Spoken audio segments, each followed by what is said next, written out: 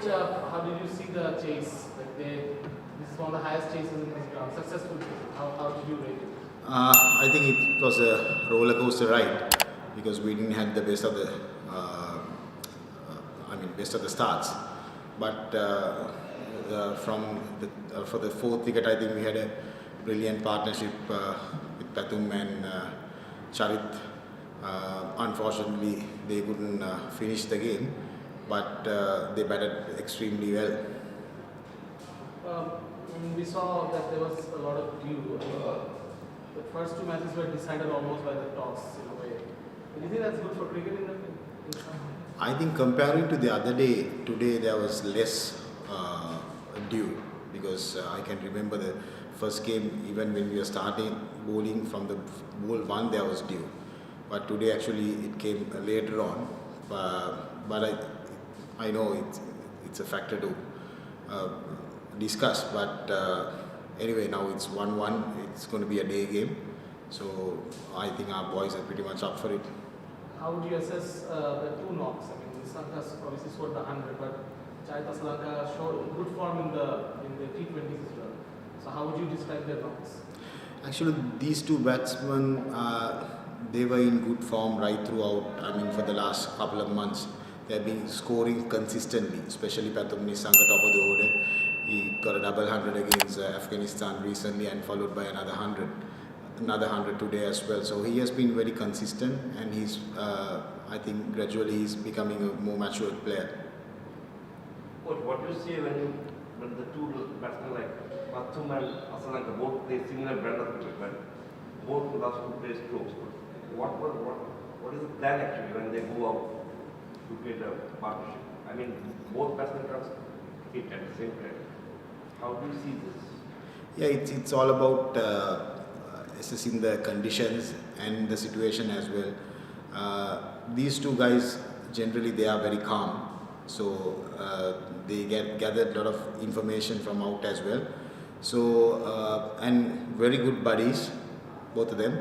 They're always together. So they know what their capabilities. So I think that's the key thing. And what do you say about the last game? Because the last game it won't be there won't be any dew because it was a day game. So how do they, both the teams will have similar conditions? Yeah, interesting because the same thing happened in the T20s as well. So we knew when we started the series it's going to be a day game. So we have a little bit, there are things that we can discuss and still improve. So we're going to have a review meeting tomorrow and discuss about it. Coach, Sri Lanka dropped 3 catches and one of them was Rohit Ridoy when he was on 6. Is there slight concern about the outfield and, fielding the deep and the catches that went down? Is there any talk about? Of course, yes, we have to take those catches, and also I'm sure that they dropped a few catches as well. Yeah. So that's what I told earlier, from bowling, batting and fielding, from all 3 departments, there are areas that we can still improve.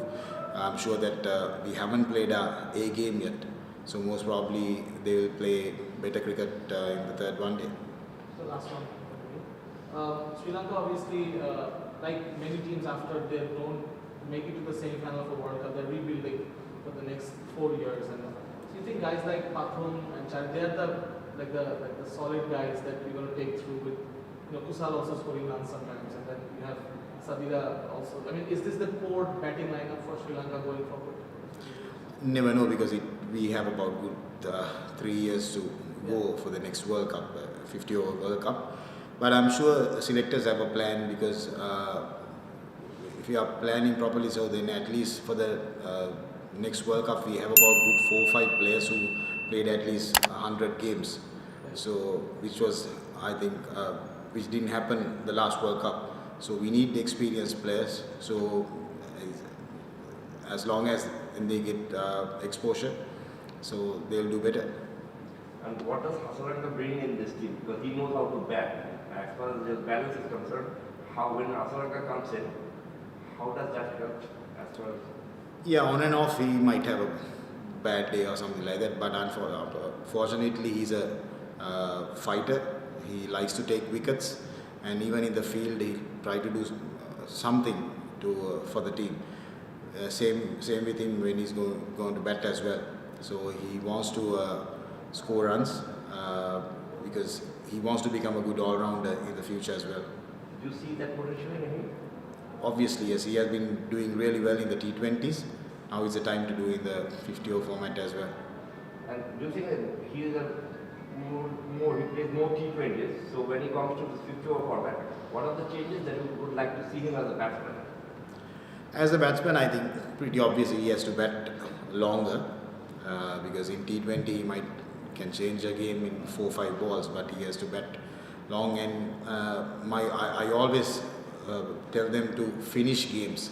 So we didn't do that today because I was expecting Pathum and Charit to finish the game. Then I thought Wani will do that, but it didn't happen. So those are the areas that we have to discuss really hard at. Thank you. Thank you. Thank you.